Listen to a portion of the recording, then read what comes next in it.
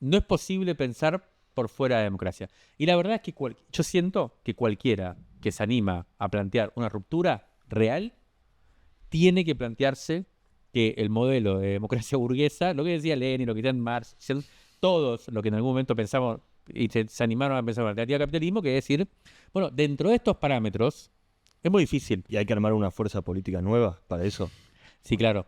Primero que nada, gracias por la invitación. No, vos. Estar acá con ustedes, venir a charlar y pensar un poco sobre esto que es este mundo enquilombado. Segundo, me encanta que me digan Marito. Está bueno.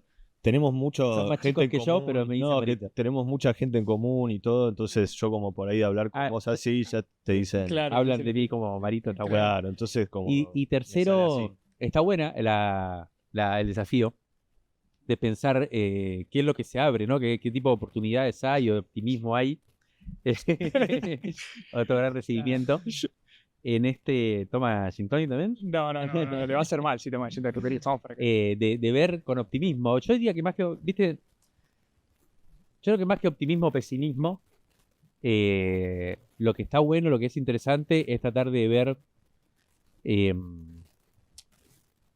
de ver la historia, de ver la vida, de ver momentos como estos, que son, a ver, tener como un gusto, una atracción por los momentos de quiebre. Yo creo que ese es el punto. Yo no sé si la historia va bien, yo creo que la historia va mal, pero creo que este es un momento de quiebre, un momento de ruptura, un momento en el que todo está por verse, en el que todo está como saltando por el aire, y creo que esos son los momentos más interesantes. Eso sí, yo estoy convencido. ¿Vieron la imagen esta del fogonazo de Benjamin y todo eso? Yo creo profundamente en eso. En los momentos de más desorden del mundo es cuando uno puede percibir las cosas que en la normalidad no se perciben. Eso es lo que yo veo como clave. Entonces, más que lamentarse, que angustiarse, que deprimirse, que escandalizarse, estos momentos son bien interesantes para ver precisamente, porque está todo tan suelto, está todo tan... ¿cómo se llama? Sí, tan... Los sólidos se desvanecen en el aire. Claro, tan poco previsible todo, Claro. que, claro, para mí el momento más complicado es cuando todo parece funcionar bien, todos estamos contentos, todos estamos alegres, y en realidad es un sistema de mierda, la violencia sigue estando, pero está como solapada, la explotación, la opresión sigue cada vez peor, pero, bueno, entra dentro de los márgenes de lo tolerable. Ahora, es verdad que esa ruptura o que esa crisis no está provocada por una especie de intento de liberación o de cuestionamiento de lo que uno podría llamar interesante de ese sistema. Pero así todo, no sé cómo, no los escuché, la verdad que quería escucharlos, pero no pude llegar antes en la introducción que hicieron, pero lo que está haciendo Trump es una cosa... Claro. No, que nosotros Es, veníamos es hablando hermoso, eso. para uno Claro. es A apasionante. uno que tiene curiosidad o que uno le despierta la curiosidad que esté cambiando todo, ¿no? Justamente esto que vos decías hace un rato, ¿no? Que haya un periodo de una ruptura tan grande, que no se sabe bien hacia dónde va, porque ni siquiera Trump lo deja en claro, la respuesta de China tampoco queda del todo claro. Entonces, en ese periodo, medio liminal, como te he escuchado a vos citar a García Linera, a mí me despierta mucha curiosidad intelectual, pero también muchas ganas de pensar qué hacer, ¿no? De ver hacia dónde va esto y cómo uno puede analizarle y también proponer algo distinto, ¿no? Proponer o ver qué está pasando en distintos lugares del mundo. Por eso acá nosotros, por ahí más lo que tratamos de hacer es analizar un poco la geopolítica, pero también traemos cosas como la semana pasada, no la anterior, estuvimos viendo toda la revuelta que hay en Serbia. ¿No? Que hubo una revuelta estudiantil que se masificó, hay movilizaciones muy grandes, estuvimos viendo una de las proclamas que hacen los estudiantes, la forma que tuvieron de organizarse. Entonces, medio que lo que a nosotros nos despierta mucha curiosidad es eso, ¿no? Analizar que están pasando cosas en las cuales parecería ser que vamos por ahí a un mundo más choto, ¿no? Un mundo en donde podemos ir hacia una distopía de los multimillonarios, pero también pueden llegar a pasar otras cosas que vengan a ser como un contrapeso frente a eso, ¿no? Como la rebelión en Serbia o los casos de Sahel que decía hace un rato Fer.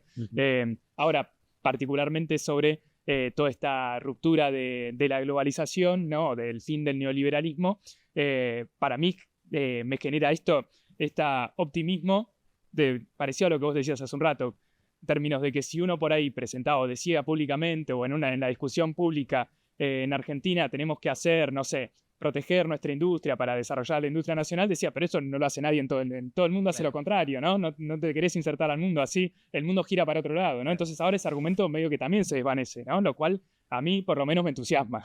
No sé vos cómo lo ves a esta situación con los aranceles y la guerra comercial. Sí, no sé, hay muchas aristas para verlo. La verdad que es tan interesante que hay muchas maneras de mirarlo, pero con esto sí, el otro día estuve les cuento una anécdota, me invitaron a un programa de Russia Today.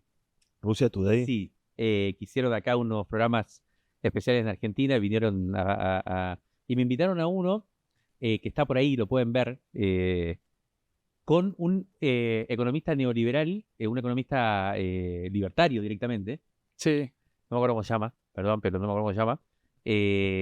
Y con un economista desarrollista que podríamos llamar decir que era funcionario.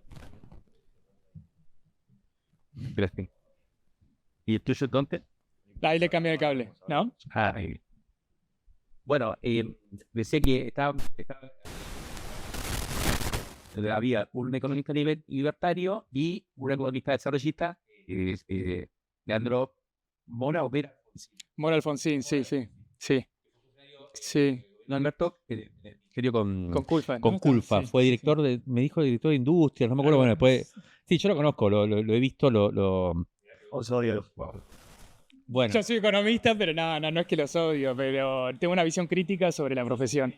Bueno, Claro. y me trencé en una discusión con el libertario, bueno, obviamente, en buenos términos, todo, o sea, pero fue muy gracioso porque Ahí está bien. yo le decía, él por supuesto decía, bueno, Argentina tiene problemas, pero va bien porque estamos liberándonos del Estado, así que yo le decía, pero justo el país que más estatal tiene, que no sé qué, que tiene un partido único, todo es el que más ha desarrollado en los últimos 3, y justo ustedes están reivindicando toda una ideología neoliberal en el momento en que el neoliberalismo está en plena crisis, Claro. ni siquiera en el centro del mundo, y en los que generaron el neoliberalismo y la globalización hoy están diciendo que eso no va más. Entonces, yo creo que más que festejarlo o que lo que veo es que efectivamente está había una frase famosa de Shakespeare en Hamlet que es, me acuerdo que Horacio González siempre, cuando el profesor nuestro en la facultad siempre decía, el mundo se salió de sus goznes, ¿no?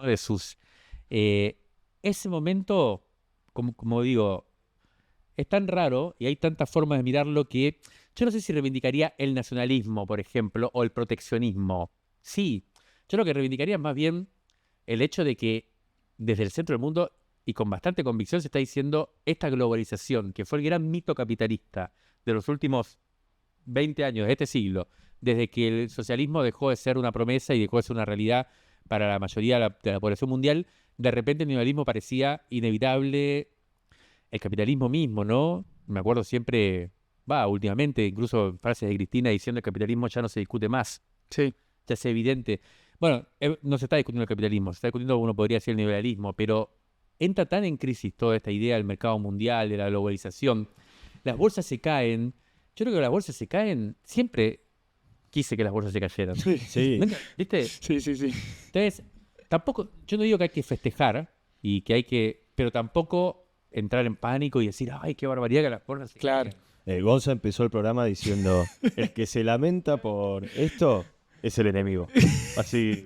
Muy exagerado, bien eso. pero es como, claro, si vos te lamentás porque se terminó la globalización, el libre comercio, que eso traía paz y prosperidad para los países y de esa forma había menos guerra, ¿no? Como todo el relato en conjunto que nos había atravesado a todos, o por lo menos a la opinión pública en general, y como el relato dominante era ese, como que lamentarse por eso creo que es todo lo contrario a lo que uno se trató de preparar, ¿no? Para este Claro. momento. Totalmente, sí. Después, no sé, creo que lo primero es eso, es no asustarse, no adoptar la mirada hegemónica, ¿no? La mirada mainstream para ver este momento. Lo segundo inevitable para mí es ver lo que significa la convicción política. Eso también es una enseñanza grande. La determinación política. El tema de decir yo voy a hacer esto y lo voy a hacer pase lo que pase, ¿no? Que eso es lo que también está haciendo Trump. Ahora retrocedió. No vi bien del todo cuál fue. Entonces yo creo que mantuvo los aranceles el 10%. Y una tregua. Una tregua. Una tregua de 90 días con una pausa. Sí, como el 10% para los aranceles, pero no con China. ¿no? Que como que ahí está con China, mantiene una escalada a la cual China respondió, Sí. y como China respondió, le sostiene un 125, Bien. 145, hay que ver hasta qué punto. Y a los otros que le había puesto aranceles especiales, tipo Vietnam y eso, Lo bajó todos a bajó. 10, como Argentina, como Gran Bretaña, Porque y como el diga. mínimo, La claro. contradicción principal no la tiene, Sí, sí. la tiene claramente con China. Bueno, eso también es interesante que se blanquee, ¿no? Porque Claro. no estaba del todo claro desde que había asumido Trump Claro. que iba por ahí. Eh, Ahora, la pregunta que yo creo que aparece y que la verdad es que no sé si alguien tiene la respuesta, me parecería interesante, pero es si todo esto es, yo no diría, viste, hay gente que dice es todo improvisación, es pura improvisación, es un desastre, es improvisado, ¿no? Yo diría, creo que no es así, creo que Ajá. evidentemente tienen una idea de qué hacer y la están llevando adelante y esa idea Hay es un problema bastante... histórico también, es un síntoma, ¿no? También de Claro. un problema histórico más allá. El otro día leí un artículo que decía que el tipo cuando entró en política en serio y anunció su candidatura, lo primero que dijo es que iba a poner una cosa de aranceles, creo que fue Hay un video del 86, 87, 87, de que él eso. está muy joven y tiene el mismo relato que ahora. Exacto. Y lo están circulando ellos mismos, ¿no? Eso Con es lo sus que propias vi. cuentas, sí, sí. Y entonces voy a Tiene decir, bueno, convicciones, tiene estrategia. y esto se viene planteando entonces hace mucho, o sea, no es que se le ocurrió ahora, o sea, esa era su idea original y el tipo la está llevando a la práctica, bueno. Ahora, para mí la pregunta sí es si acá hay un plan efectivo de cómo reorganizar el mundo en un sentido post-neoliberal, si la ultraderecha tiene eso, es la gran pregunta. Sí. A mí me parecería que sí, la verdad, porque tienen un montón de gente pensando, de burgueses, digamos, o capitalistas de los más ricos del mundo pensando cómo hacer esto. Yo creería que tienen un plan y que todo esto está que es una estrategia bastante armada. O la otra, que tampoco la descarto, es que tengan más o menos los tramos generales, los trazos gruesos de lo que no quieren y de lo que quisieran, y tienen y utilizan todas estas medidas con una vocación política muy fuerte. Que es, bueno, yo tiro esto al mango, bueno, tiro la de máxima y después veo cómo negociar. Y sobre todo, más que cómo negociar, veo eh, quién viene al pie, ¿no? Quién realmente se doblega y dice, bueno, listo, me subordino en los términos en que vos planteás, tipo Milei, y bueno, y debe haber varios, que quién se planta y entonces tengo que pasarle por arriba, intentar pasarle por arriba, y quién, con cierta lógica razonable, viene a negociar, ¿no? Y entonces, Es un poco como se presentó ahora, ¿no? En paralelo a esto, había salido un clip de Trump diciendo están todos llorando por teléfono tratando de juntarse conmigo para bajar los aranceles y bajar las tarifas y que de esa forma negociemos y tengamos tratos recíprocos, etcétera.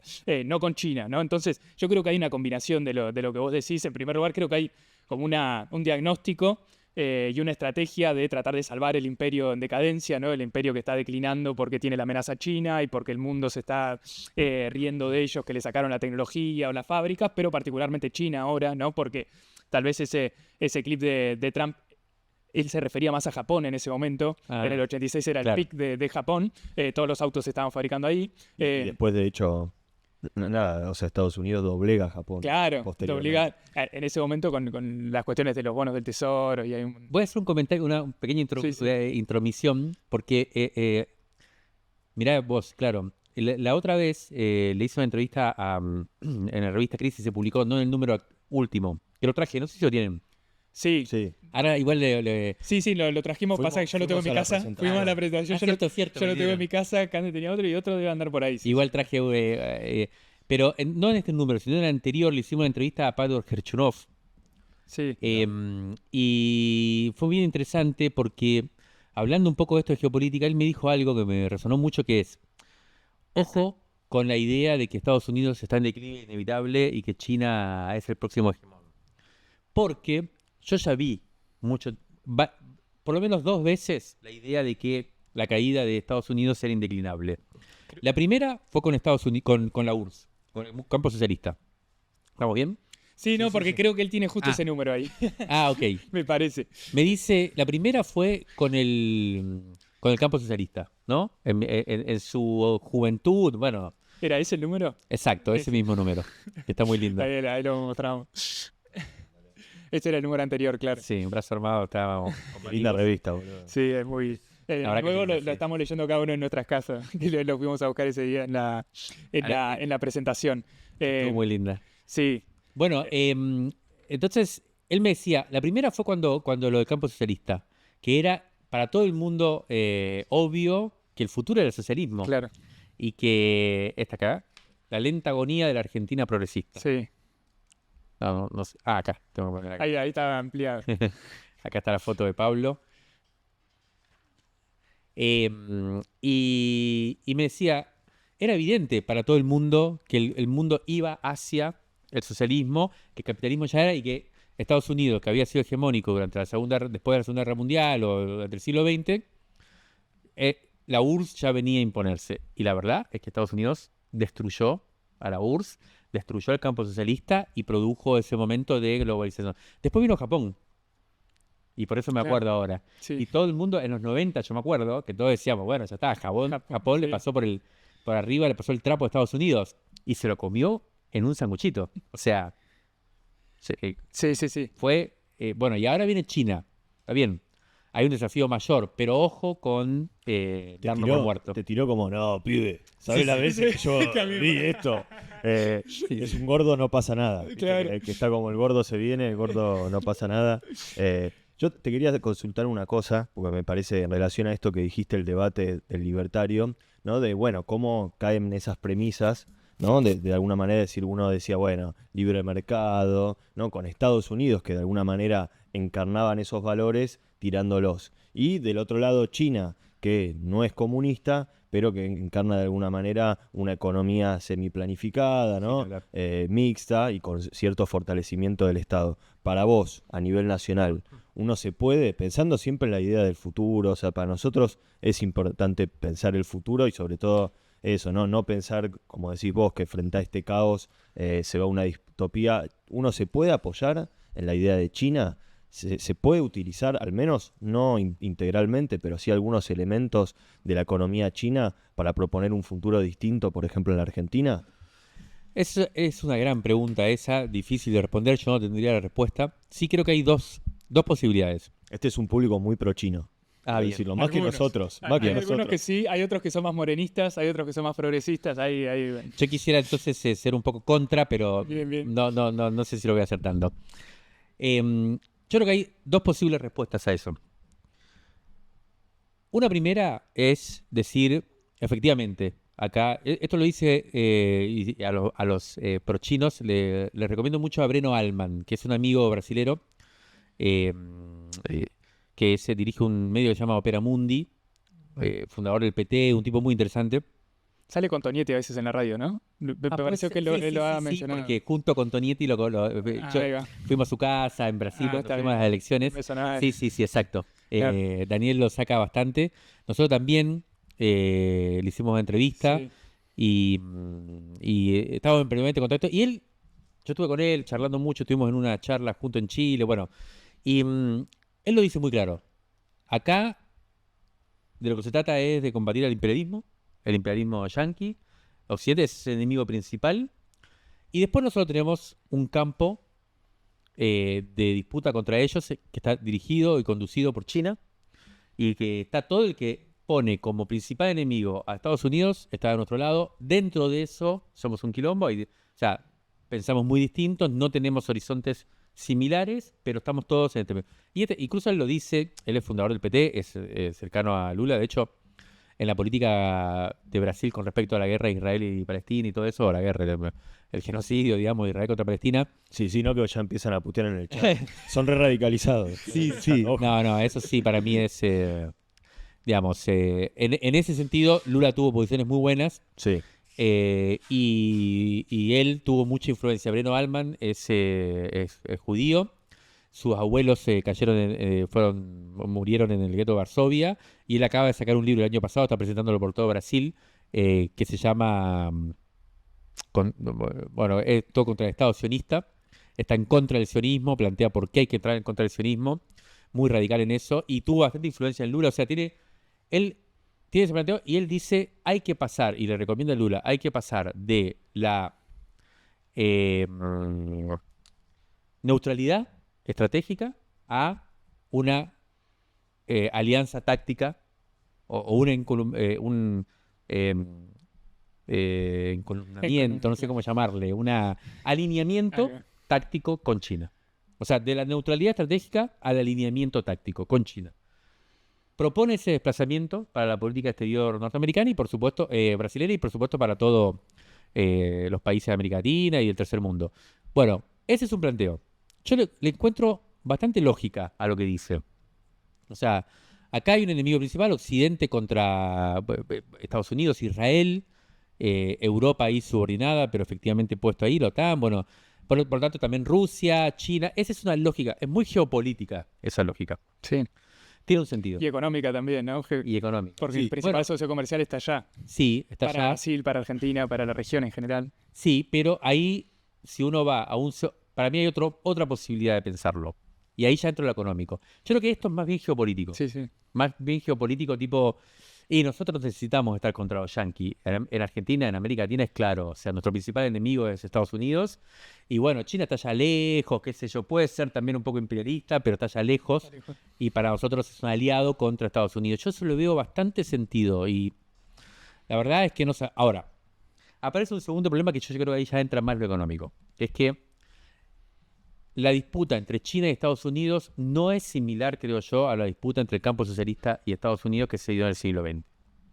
Yo me crié en Cuba, cuando Cuba era parte del CAME, Sí. del Consejo de Ayuda Mutua Económica, se llamaba, que era el sistema económico socialista, y efectivamente ahí había un tipo de organización económica transnacional postcapitalista, en la cual, por ejemplo, Cuba era totalmente subsidiada por Europa Oriental, sobre todo por Estados Unidos, pero también por la RDA, y nosotros vivíamos en una relación en Cuba con... Sí, con la URSS, ¿no?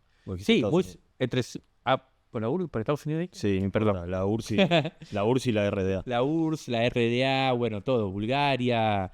Yo me acuerdo que llegaban los productos allá y era muy subsidiada, o sea, era claro que no era una relación comercial con el tipo de valor mercantil. Yo creo que China no plantea eso. China, por lo que yo conozco, no conozco demasiado, me gustaría conocer mucho más, pero por la gente que escucho, la relación en general con China es también de subordinación en términos económicos. Las inversiones, el tipo de relación que propone, no es una relación muy justa, digamos, de un país tan grande como la China con países más chicos, no es una relación postcapitalista.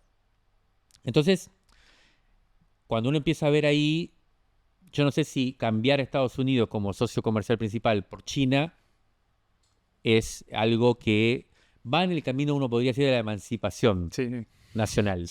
No sé, o sea, habría que verlo. No, obvio. Yo creo que por ahí esto se puede juntar con lo que veníamos charlando antes de el plan de largo plazo que puede llegar a tener China con Estados Unidos. Yo creo que acá lo de China, obviamente, hay una distinción muy grande con lo que eran los anteriores bloques. Lo de China es así. Por ejemplo, yo soy de Comodoro Rivadavia y cuando voy ahí, viste que ahí había todo un problema con las represas que estaba construyendo China, pero en Santa Cruz, ¿no? Pasa que Comodoro Rivadavia es el lugar más grande y la gente llegaba...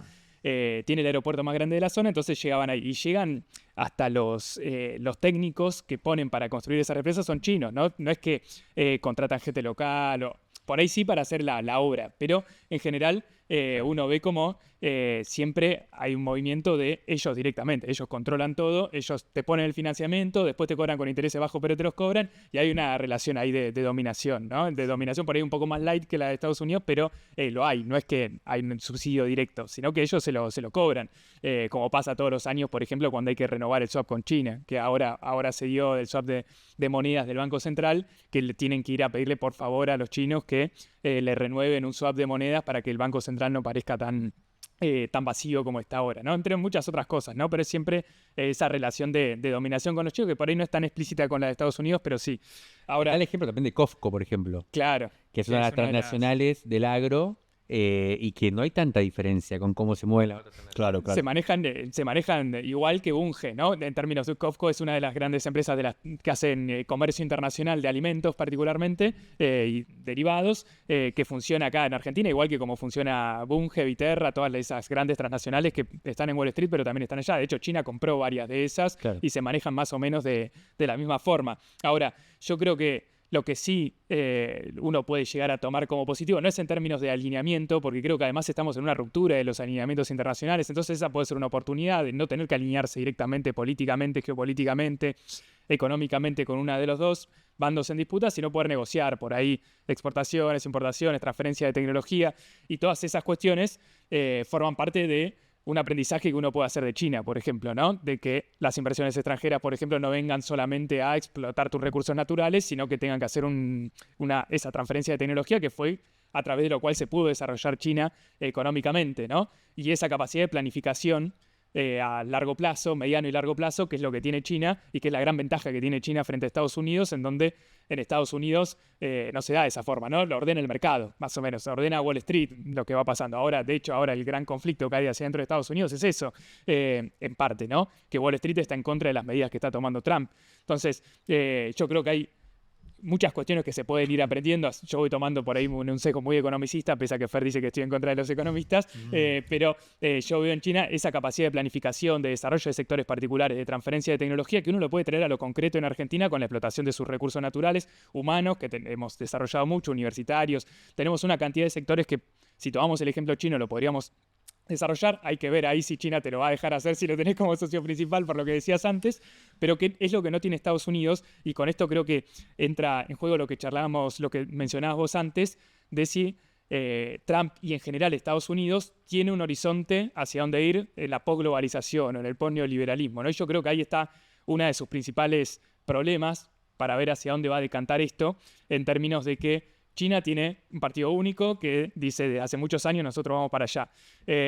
Estados Unidos no, y Estados Unidos tiene una cantidad de disputas hacia adentro de, no solo entre demócratas y republicanos, sino hacia adentro de los distintos sectores, sectores capitalistas, ¿no? Que están ahí tratando de sacar su mayor tajada en el corto, pero también en el largo plazo. Entonces ahí yo veo que Elon Musk y los tecnooptimistas sí tienen un horizonte de futuro, ¿no? Total. Es medio esclavizarnos a todos y darnos un salario universal, medio en general, ¿no? Estoy siendo muy extremista, pero ellos, Claro. ¿no? Si uno lee a Curtis Jarvis, ¿no? Lo charlábamos la semana pasada con Fer, hay un desarrollo que ellos tienen como objetivo para el conjunto de la humanidad, ¿no? Muy globalizante. Hay una utopía. Hay una utopía que ellos defienden, ¿no? La utopía de ir a Marte incluso, ¿no? Sí. Pero del otro lado uno tiene a Wall Street que quiere defender el status quo, ¿no? Y a buena parte del Partido Demócrata que también, adentro del Partido Republicano, los que no bancan a Elon Musk, de hecho, todo el tiempo está el rumor de que Elon Musk se vaya para que, no sé, dejen de lado toda esta tecnoutopía, esta situación más globalizante, y pase a tomar un poco más de protagonismo el ala más populista, nacionalista de Estados Unidos. Y ahí yo no logro entender hacia dónde creen ellos que pueden ir, ¿no? Porque ahí hay una utopía media regresiva, es que vuelvan las fábricas a Estados Unidos, ¿no? De volver a la época de oro del capitalismo, que también se ve acá con Moreno, por ejemplo, ¿no? Y con Es el morenismo yanqui. Es el morenismo yanqui. De hecho, viste que Moreno toma mucho de referencia a Steve Bannon. Claro, que vuelvan las fábricas para poder volver a la industria nacional, que eso genera buenos puestos de laburo y eso va a poder hacer que la economía crezca y volver a la época de oro de Estados Unidos, a la época de oro del capitalismo internacional que fue antes de la globalización, lo cual es difícil de ver, ¿no? En términos de un progreso internacional. Creo que hay algunas utopías que se marcan, pero que al mismo tiempo están en contradicción con ellas, ¿no? Entonces, por eso es muy difícil saber hacia dónde vamos. Sí, varias cosas. Primero, yo quisiera decir algo del planteo anterior, que no terminé de plantear, lo que es una posibilidad es lo que decía que nos plantea es un alineamiento con China. Sí. Táctico, aunque sea, pero la otra es la de desarrollar, y acá les dejo una pregunta por ahí para retomarla después, pero que es algo que está en la historia digamos, del pensamiento global del tercer mundo y demás, que tiene que ver con los no alineados, Sí. que tiene que ver con la tricontinental, que tiene que ver con una idea más salida de eso, como ¿qué sería un planteo emancipatorio surgido de los que, bueno, también la idea de tercera posición, que no es tanto, la tercera posición me parece que es como más, como encontrar un destino nacional en el marco de dos potencias que se discutan la hegemonía, y uno tiene habilidad táctica para negociar con uno y con el otro, y yo plantearía hay en la historia reciente del mundo una posibilidad de hacer algo más interesante, digamos, ¿no? Que sea como, ¿cómo se piensa? Y esto aparece la idea del sur global, ¿no? Que uno no sabe si China o no, si está en el sur global o no. Pero aparece esto que ustedes dicen, lo del Sahel, que es una Claro. gran pregunta, bueno, ¿qué está pasando ahí? ¿Cómo juega Rusia en todo esto? América Latina, por ejemplo, si uno piensa en América Latina concretamente, uno ve que uno tiene a México, por ejemplo, que está totalmente, su destino está totalmente relacionado con Estados Unidos, no se va a poder ver nunca con China. Esto lo hemos ido a México, lo hemos planteado, lo hemos hablado con la gente de ahí ¿cómo se llama? De la cuarta transformación y demás, y dicen es imposible pensar. Y sin embargo, Brasil sí está pensando en una salida a través de los BRICS. México nunca podría. Entonces, no se puede pensar en términos latinoamericanos porque están estas dos Sí. vías muy, muy distintas. Bueno, quizás un planteo, yo creo que eso está abierto. Un planteo que diga claramente contra Estados Unidos. En ese sentido, una alianza táctica con China, obviamente, para enfrentar a Estados Unidos. Pero además tiene que haber un horizonte de un planteo global en donde no tenga que jugar por una hegemonía o la otra.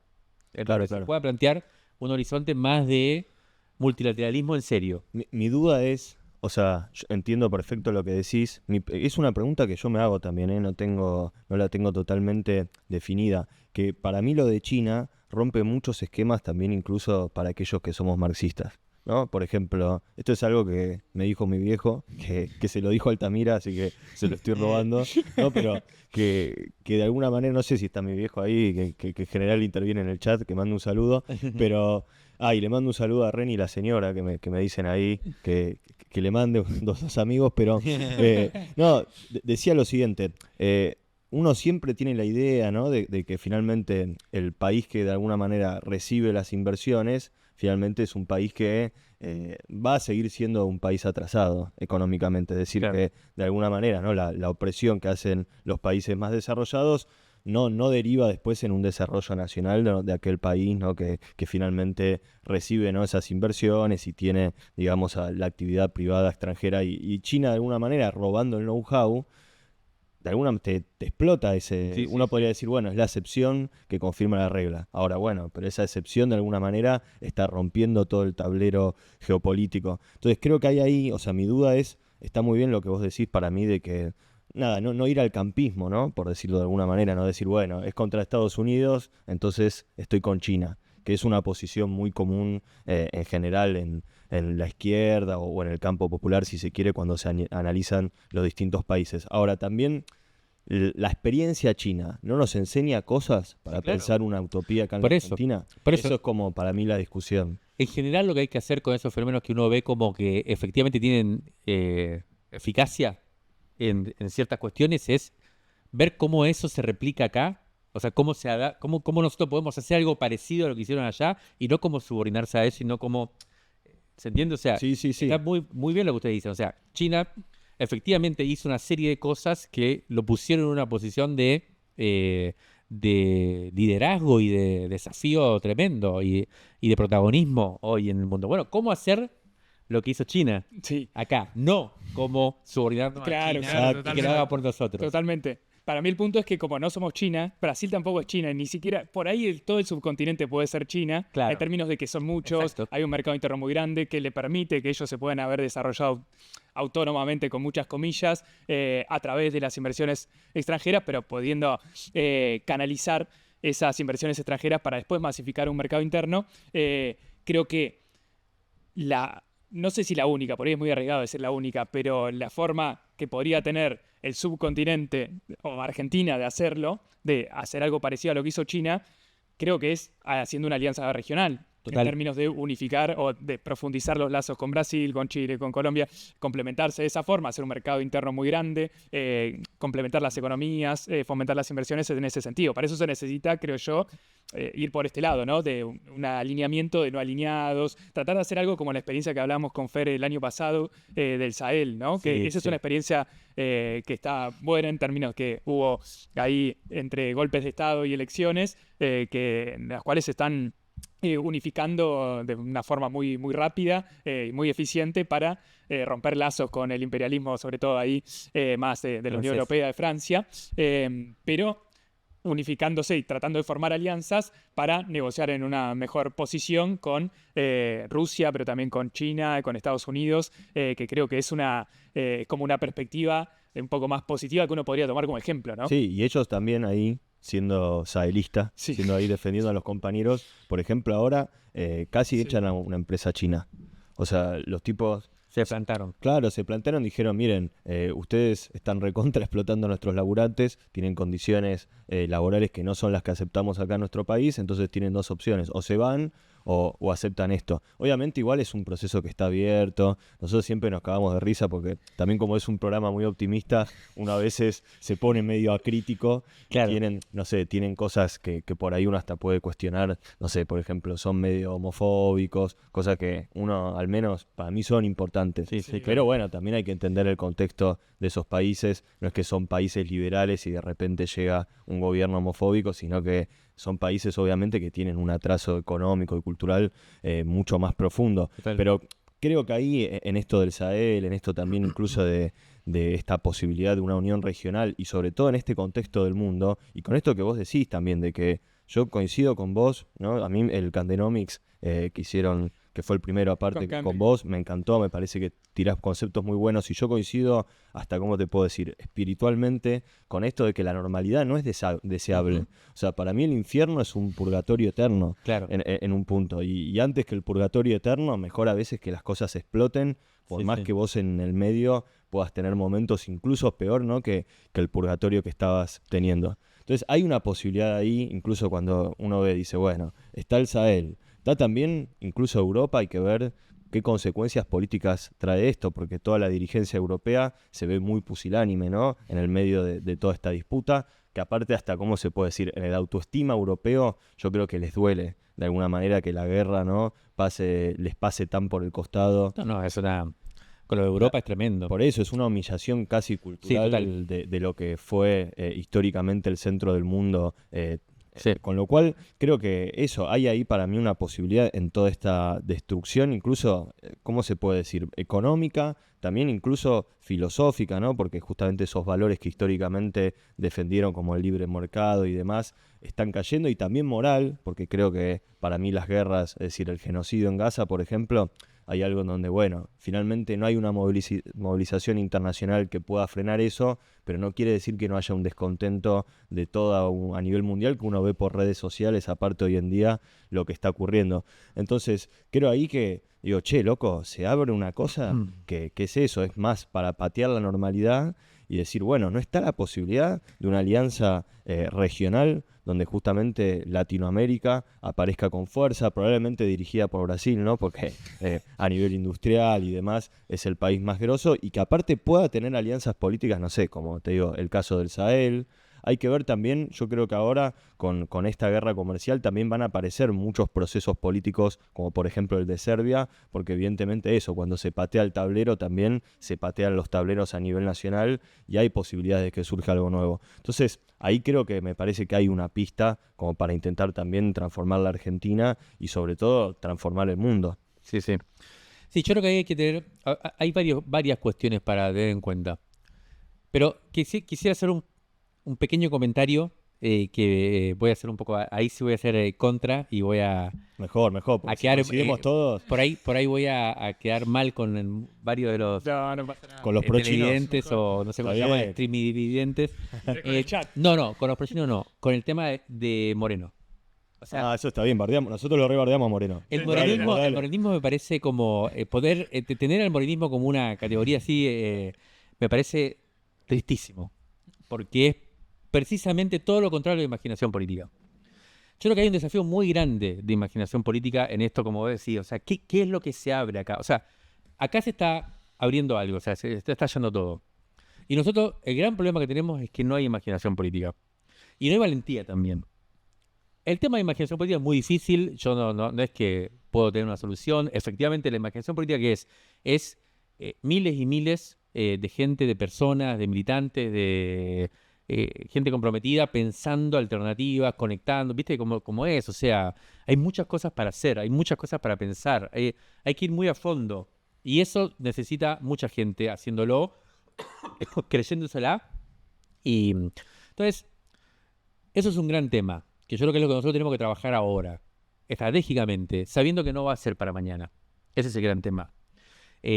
Mañana hay batallas concretas que dar y tenemos que estar. No quiere decir que esto tampoco sea salirse de la coyuntura y ponerse en un tubo de ensayo a preparar. No. Pero es verdad que tenemos que pensar a mediano plazo, porque tenemos que reconstruir mucho de imaginación política de fuerza. Ahora, respecto al tema de la valentía, hay discusiones que yo creo que tenemos que afrontar, que son difíciles, espinosas, pero que hay que ser honesto con estas cosas. Por ejemplo. Por ejemplo, ustedes dijeron una que me parece bien importante. Y volvemos a la cuestión geopolítica. China, Estados Unidos.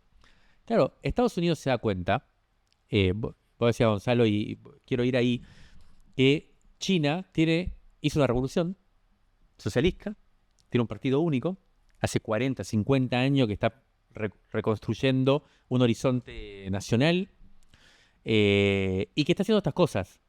Está ejerciendo una soberanía nacional y una soberanía política, y por lo tanto está quedándose con la referencia tecnológica, generando planes quinquenales o no sé cuánto, no sé si son quinquenales, pero congresos en donde ponen prioridades, todo el país organizado en torno a un objetivo, lo cumplen, entonces van a otro. Claro, esa es la lógica que durante todos estos años de globalización, de liberalismo, de hegemonía del yo y del ego y de no sé qué, nos pasó por el costado y de repente están ahí discutiendo cómo va a ser el mundo. Eso es un ejemplo muy claro. La pregunta es, en Argentina, ¿podríamos hacer un partido único? No. ¿Queremos hacer eso? ¿Queremos hacer una... ¿estamos para esa o no? No sé. Vos decís, no, por La eso. veo difícil. Bien. Sí, entonces, no Tampoco podemos sé hacer... si es deseable. Por eso, entonces, ya China no sería tan un horizonte. Claro. Ahora, ¿qué pasa? Estados Unidos, que es el país de la democracia, del liberalismo y no sé qué, de repente se da cuenta que efectivamente si sigue con esta lógica de disputas de sectores diferentes, de que te impugnan una cosa que no se puede hacer, un poco pasa lo que pasa en Argentina, ¿no? De repente gana uno y dice, vamos todos para allá, y a los 4 años gana otro y va todos para allá, y no se arma una idea. Imagínate que ellos tienen que, o supuestamente tienen que dirigir al mundo, no se pueden dirigir a sí mismos. Biden arma esto de no sé qué, el plan de transición. Sí. La democracia liberal afecta la perspectiva estratégica. ¿Qué te parece? Eso es así. Y ellos es lo que se dan cuenta, y entonces Trump, que ya gobernó 4 años y no le fue bien, se da cuenta y dice, no, ahora vamos a enfrentar de verdad China y vamos a dejarnos de boludear y vamos a hacer, y ahí está Curtis Jarvis. Yo no sé si te recibe el newsletter nuestro. Sí, yo le iba a decir al principio y me olvidé. sí. Gran parte de lo que hacemos acá es inspiración en base a todos los links que mandan del newsletter de Un Mundo en Crisis. Sí. Suscríbanse todos a Un Mundo en Crisis, que es buenísimo. Yo muchas de las cosas que traigo toda la semana las tomo de ahí. Sí, No, y totalmente. aparte, hasta filosóficamente, para mí esto que decís se refleja mucho. Nosotros en el anterior programa hablamos mucho, por ejemplo, de J.D. Vance también, y el tipo se hizo cristiano justamente con la idea de abandonar, ¿no?, toda esa lógica protestante y con una crítica muy importante a la sociedad estadounidense que dice, bueno, realzamos mucho las diferencias individuales, ¿no? Y de alguna manera el tipo propone, su utopía es volver a una cosa medio de comunidad, donde haya mini estados medio dirigidos a como hacen, digamos, los tecno-optimistas. Es como que tiene un socialismo o una comunidad organizada, pero distinta. Y hay algo ahí también, bueno, por eso creo que hay cierta vuelta hasta el cristianismo, de gente que vos decís, che,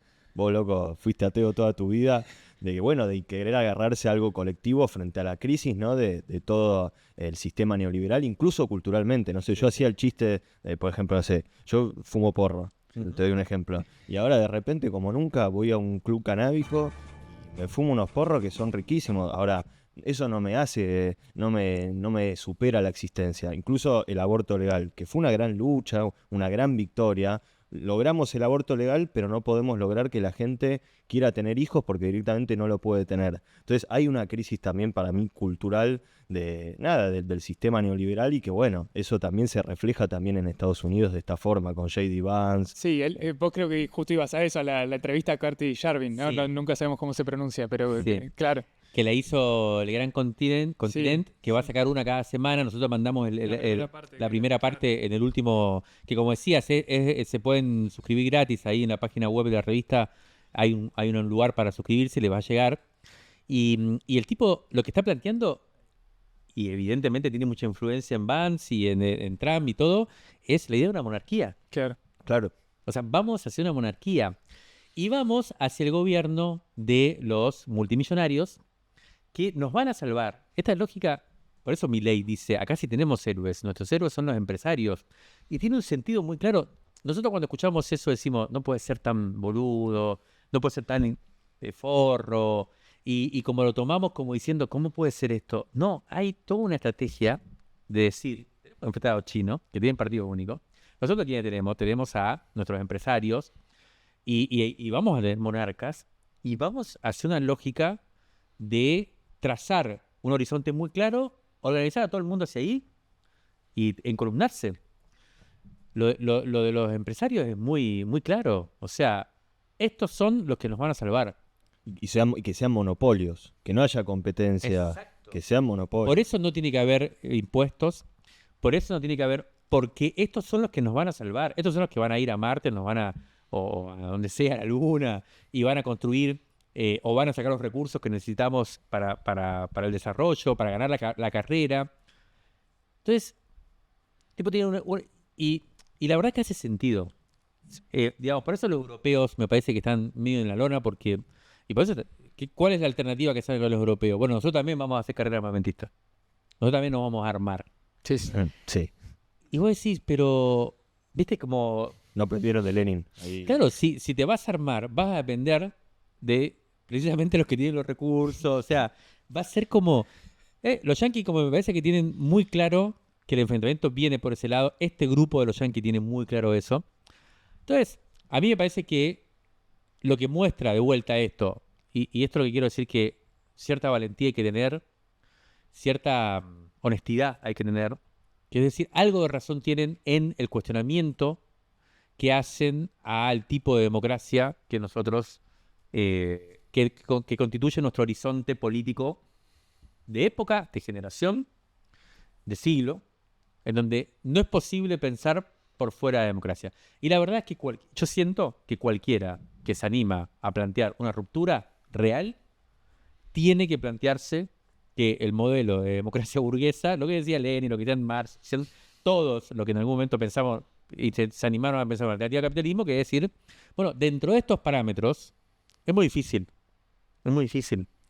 Entonces, obvio, si la alternativa a la democracia es un modelo autoritario, represivo, como la dictadura, o como puede ser, no sé, habría que pensar. Por eso ahí se complejiza todo. China es un modelo autoritario que no queremos.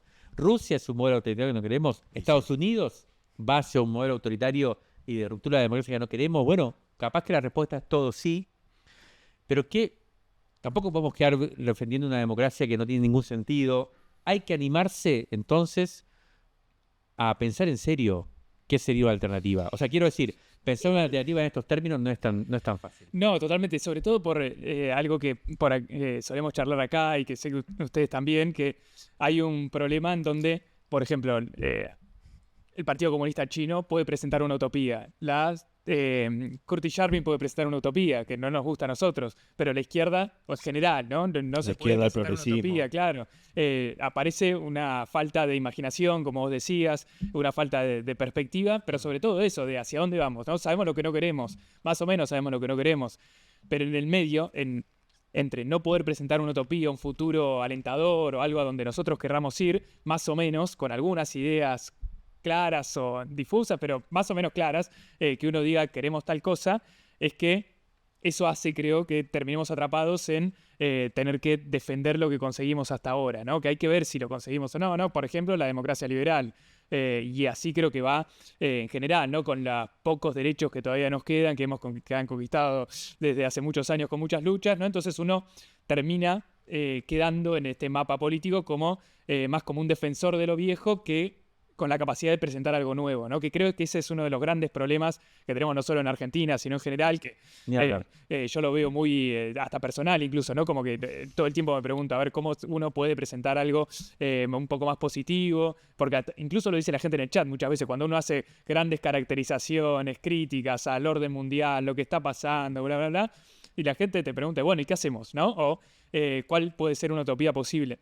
Y creo que en todo ese gran problema que tenemos, lo de Moreno es más un síntoma, ¿no? No es porque él sea o algo, un tipo que representa ir para atrás muchos años, etcétera, sino que frente a la nada misma, ¿no? Que nadie propone algo distinto. El único que propuso algo fue Milei y ganó las elecciones, pero por ejemplo, en la elección del 2023 todo giraba alrededor de las propuestas de Milei porque nadie tenía otra propuesta, ¿no? Todos discutían, todos criticaban la dolarización de Milei, todos criticaban el ajuste que Milei decía que había que hacer, pero nadie tenía una propuesta distinta.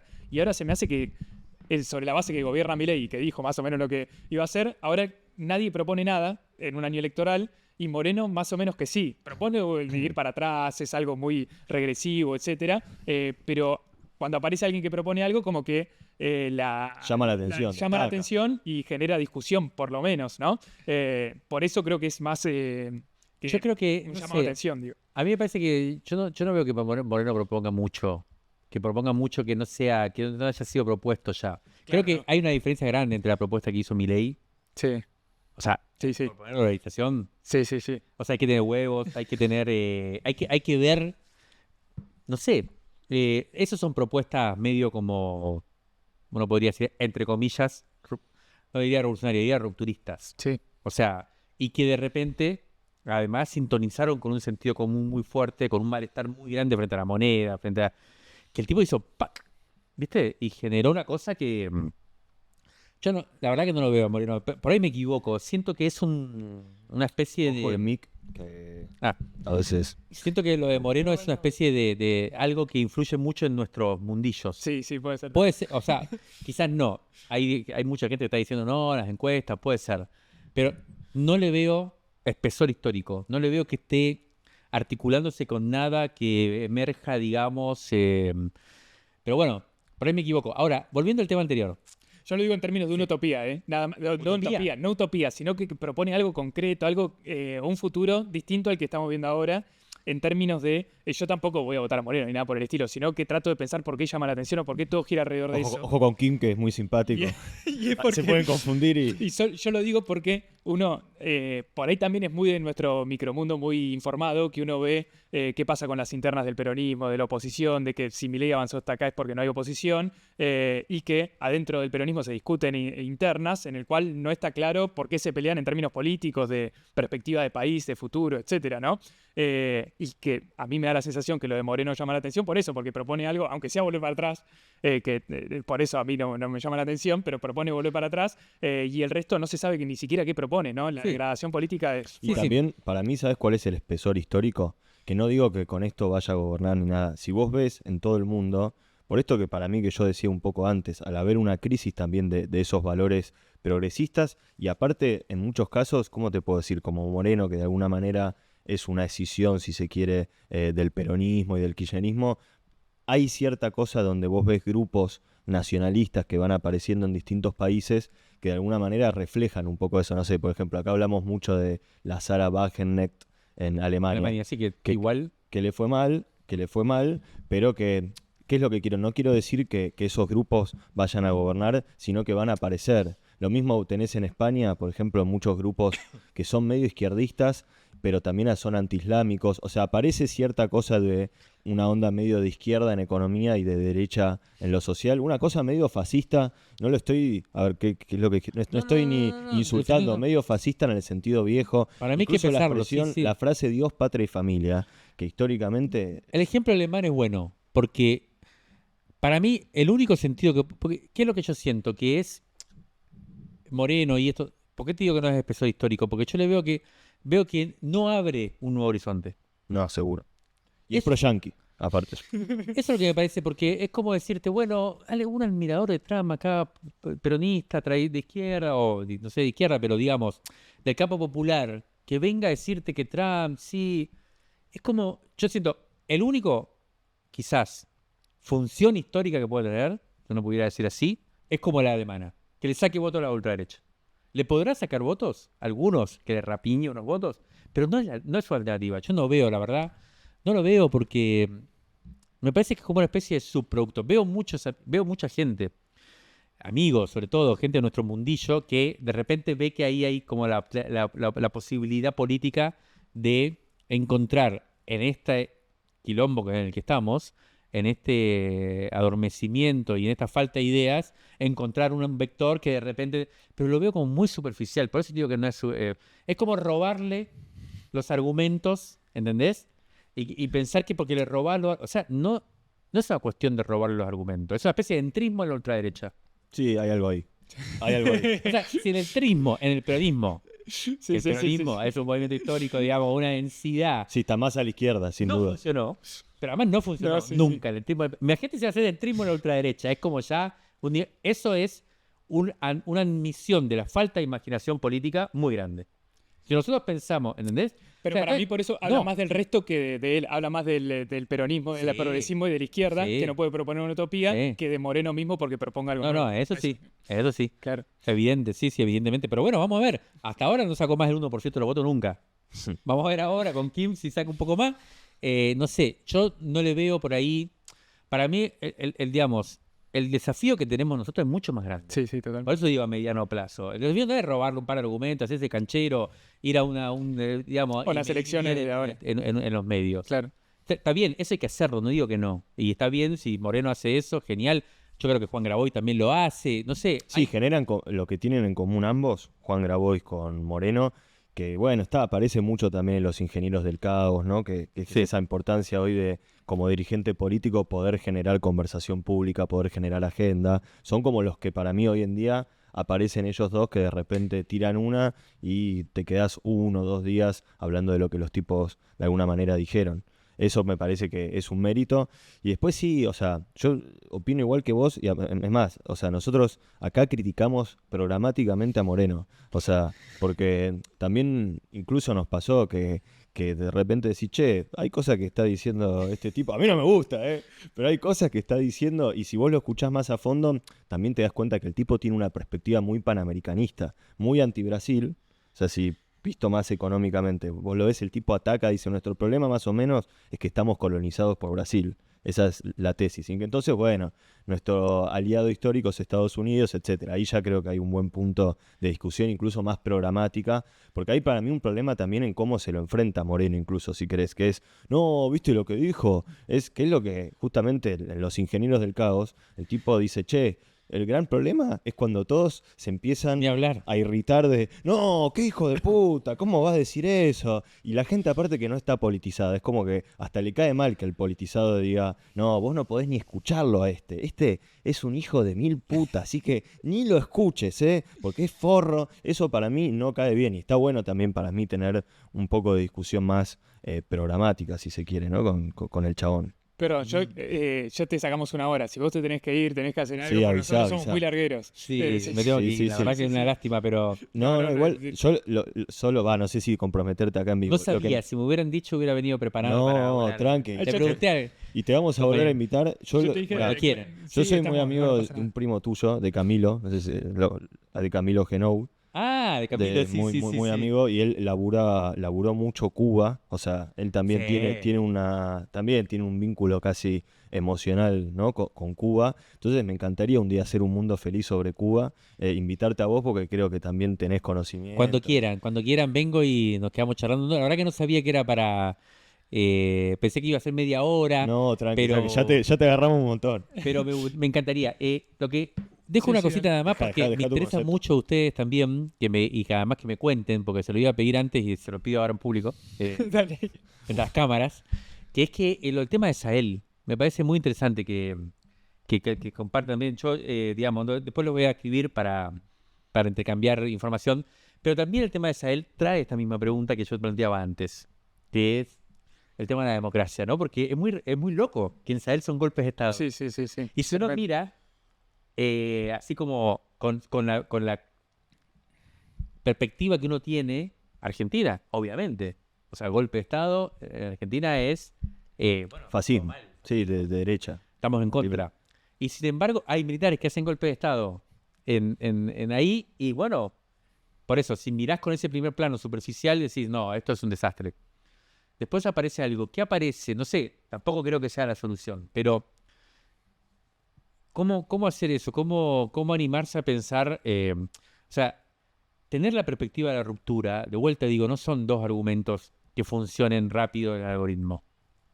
Es un pensamiento más complejo, es algo que tiene que ver con una perspectiva histórica. No digo que sea como los viejos cuadros tampoco del marxismo, de que tenés todo, viste, como todo organizado, la perspectiva geopolítica. No, yo siento que es todo más caótico, pero sí tiene que ser algo multitudinario, tiene que ser algo de mucha gente pensando, creando, armando ideas de lo que viene. De vuelta, digo, creo que no en un formato tipo de vanguardia que sabe todo y que traza una estrategia, sino...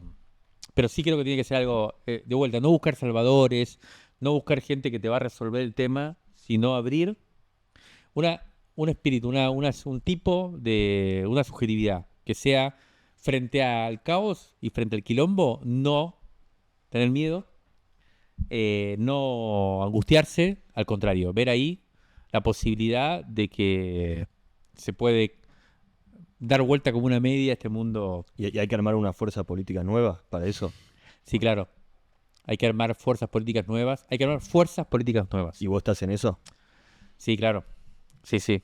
Mirá que acá en el chat le decís eso, armás una reunión y vamos, boludo. Eso también tiene estas nuevas formas de comunicarnos que uno piensa que por ahí son las formas que tiene organizarse más la derecha, ¿no? Como que estas son los medios o las redes sociales son de los mileístas, de Danán y toda esa gente muy reaccionaria, pero acá pasa que uno también tiene, aunque parezca tan solo una ida y no hay una vuelta, en el chat de YouTube la gente habla, nosotros hablamos con ellos, cuando te vayas probablemente hablamos con ellos, tenemos grupo de Telegram y hay un montón de herramientas para hacer esto, ¿no? Para formas de comunicarse, no de una comunicación en donde nosotros la hablamos en la cámara y el que quiere escuchar, escuche, ¿no? Sino que después quedan los comentarios en YouTube y nosotros vamos hablando, tomamos comentarios de para hablar el jueves que viene y de esa forma creo que también se pueden ir armando distintas cuestiones. Por eso él te decía, hay algunos morenistas, hay algunos más cercanos con China, hay otros que no, hay otros que son más progre, ¿no?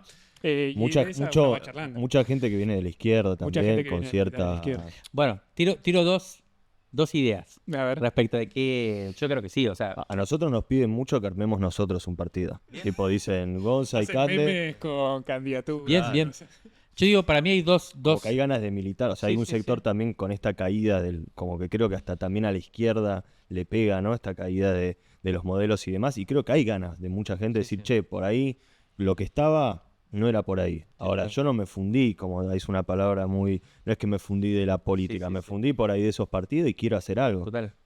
No, yo creo que hay dos cosas que a mí por lo menos me organizan un poco o que están como también en el tema de los pendientes políticos. Uno es saber que este tipo de organización, nosotros, por ejemplo, desde Crisis, nos pensamos como en la vieja imagen del intelectual orgánico, digamos, nos queremos pensar así, como gente que produce ideas, signos, imágenes, en el marco de un proceso de recomposición permanente de un campo popular. O sea que cada una de estas cosas y ustedes también somos pequeñas organizaciones políticas que intervenimos, y nosotros por lo menos nos sentimos militantes, intentando aportar al proceso de elaboración colectiva. Eso... Y particularmente nosotros hemos desarrollado toda una idea de investigación política que venimos trabajando desde hace mucho, que un poco sale de Crisis, pero que desborda Crisis. Hay un equipo de investigación política que se llama así Edipo, que empieza a producir herramientas. Yo creo que hay que recuperar la idea de investigación política con mucha fuerza, que básicamente consiste en ponerle rostro a los poderes. Estas son funciones estratégicas. Yo creo que el partido de vanguardia no va a existir más. Esa es mi sensación. Yo creo que los partidos no van a existir más. Los partidos no van a existir más, pero... Es más difícil tomar el poder que armar un partido hoy. Es más fácil. Pero hay que partido no exista, no quiere decir que no haya tareas que son las que hacía el partido en su momento. Totalmente. Entonces, por ejemplo, desde mi punto de vista, yo creo que una tarea principal, fundamental, es la investigación política. Es que nosotros le llamamos a eso ponerle rostro concreto a los poderes, a los enemigos. Saber en qué sentido un poder es un enemigo. Ese desplazamiento de que hay un poder que uno normalmente lo nombra como en abstracto total, la policía, el imperialismo, los evangélicos, no sé, tiene rostros concretos. Y para eso hace falta valentía, porque implica romper relaciones que hasta existen. Implica ver, bueno, No es lo mismo, ultraderecha, no la es lo mismo ultraderecha denunciar al capitalismo que denunciar al capitalista que financia y que tiene tiene un rostros soft concretos. power. Sí. Eso es todo un trabajo que hay que hacer. Nosotros lo estamos desarrollando. Bueno, por ejemplo, una de las cuestiones que hizo el equipo de investigación política o que colaboró a hacer es el mapa de la policía, que es una plataforma digital en donde estamos investigando todo el tiempo a la policía. Hace poco venimos elaborando mucho el tema de la represión de la protesta y hace poco identificamos quién fue el gendarme que disparó a Pablo Grillo. Eso es todo un trabajo de investigación política que venimos desarrollando y que nos sentimos parte de las movilizaciones que están haciendo. Bueno, eso es todo yo creo que nuestros intentos comunicacionales y demás tienen una función política fundamental en tanto se politice. No porque sí, no es que los medios son políticos en abstracto. Tenemos que politizarnos, tenemos un aporte para hacer. Eso es un punto. Y todo esto que vos decís de construcción es como bien interesante y sobre todo nosotros tenemos menos experiencia en eso, pero lo que sea como participación y construcción de comunidad y de cosa colectiva es fundamental. Y lo segundo, y a mí es una espinita que tengo pendiente y que tenemos que conversar, es cómo hacer una alternativa política en la Ciudad de Buenos Aires. Cómo construir un experimento político en la Ciudad de Buenos Aires que yo creo que yo tengo mucha confianza también o mucha apuesta por la cosa más, no diría local, pero diría como experimentos políticos que puedan ser realmente de abajo hacia arriba, que puedan tener una escala en la cual podamos intervenir con mucha fuerza y que no se pierda esa idea de construcción de un poder distinto. Y que pueda ser heterogéneo realmente, que pueda romper la lógica de la política. Creo que en la Ciudad de Buenos Aires está todo por hacer. El mapa electoral que se conformó en esta ocasión es un ejemplo evidente de que está todo por hacer. Porque el macrismo está estallado, porque los libertarios, bueno, ni hablar que son los enemigos, y porque el peronismo es, en la Ciudad de Buenos Aires, ni hablar, es como una especie de... Es la casta. Hashtag la casta fuerte. La casta y es el opoficialismo, ¿no? Los que nunca van a querer ganar, los que van a ser siempre funcionales a una hegemonía liberal, neoliberal o de derecha, y que va a estar contento con su 30%. Ahora, con el cuento de que van a ganar, Sí. pero el 60% va a votar a la derecha, digamos. Entonces, creo que en la Ciudad de Buenos Aires es posible salir a construir. Bueno, la experiencia de Ciudad Futura en Rosario está ahí como bastante cercana. Y creo que es algo que podemos hacer. Tenemos que animarnos, tenemos que dedicar el tiempo. El gran problema es cómo dedicar tiempo a eso con la cantidad de quilombo que uno tiene. Pero ganas no Pero, faltan. claro. Bueno, Excelente, muchas gracias por venir, por tomarte el tiempo. Bueno, y te comprometí para lo de Cuba. Más de una hora. cuando Mirá que quieran, lo vamos a hacer. cuando quieran. Me siento un poco mal de irme. No andate pasa tranquilo. nada. Bastante viniste No, con no. una hora. Me llevo el gin tonic. Sí, Sí, llévalo, vos llévatelo. tenés Esto- que...